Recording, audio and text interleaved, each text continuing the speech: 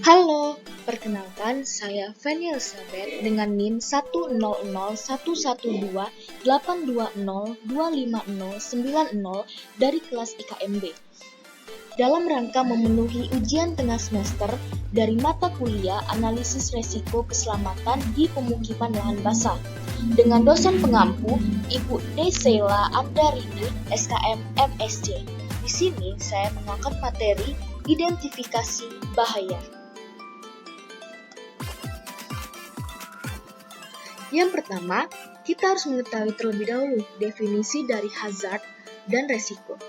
Hazard atau bahaya adalah suatu kondisi, bahan, atau cara kerja yang berpotensi menyebabkan kerugian atau kecelakaan. Hazard selalu ada di manapun. Lalu, yang berikutnya, pengertian risiko. Risiko adalah suatu kemungkinan terjadinya kerugian atau kecelakaan yang akan timbul dari sumber bahaya tertentu. Risiko terjadi jika adanya paparan atau exposure atau manusia. Lalu berikutnya ada sumber bahaya. Sumber bahaya terbagi menjadi 4, yaitu yang pertama people atau dari manusianya. Yang kedua equipment atau dari peralatan yang digunakan. Yang ketiga material atau dari bahan yang digunakan. Lalu yang terakhir, yang keempat, environment atau dari lingkungan sekitar. Lalu ada jenis-jenis hazard. Jenis-jenis hazard terbagi menjadi 2, safety hazard dan health hazard.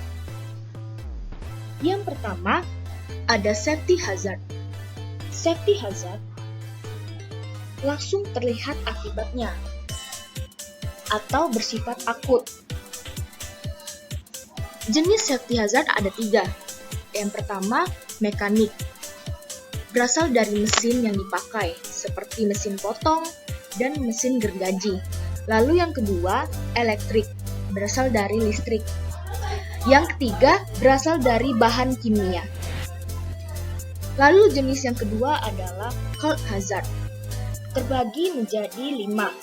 Yang pertama, ada bahaya fisik yang berasal dari kebisingan, getaran, pencahayaan, suhu, dan radiasi.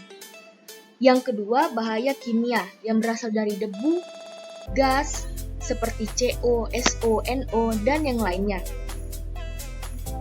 Lalu yang ketiga, ada bahaya biologi yang berasal dari mikroorganisme dan hewan, seperti bakteri, virus, jamur, serangga, binatang buas, dan yang lainnya. Lalu yang keempat, ada bahaya ergonomi yang berasal dari cara kerja, posisi kerja, postur tubuh saat melakukan pekerjaan, desain alat kerja, dan tempat kerja yang tidak sesuai, dan pengangkatan beban yang melebihi kapasitas pekerja. Lalu, jenis health hazard yang kelima yaitu bahaya psikososial yang berasal dari hubungan kerja dan ketidakjelasan peran.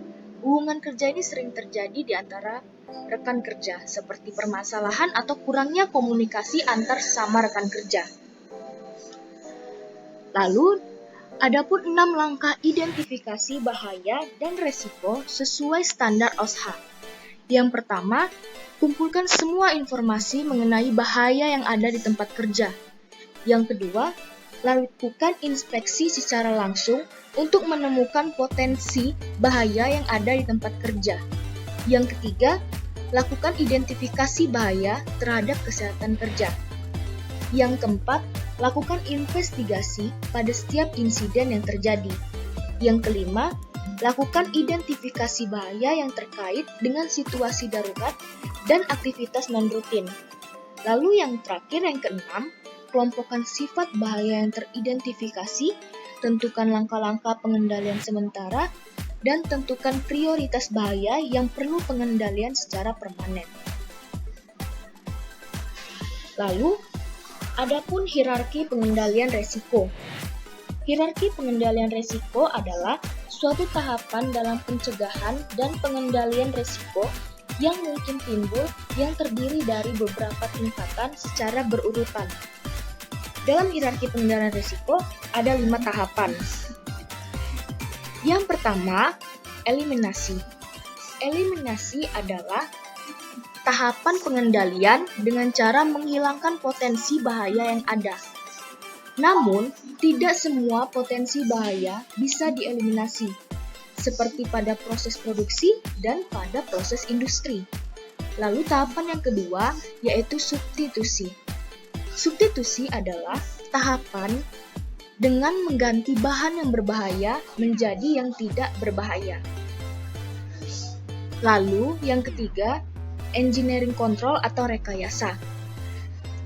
Engineering control adalah tahapan untuk memberikan perlindungan pekerja secara kolektif dengan cara merekayasa atau memodifikasi alat ataupun lingkungan kerja.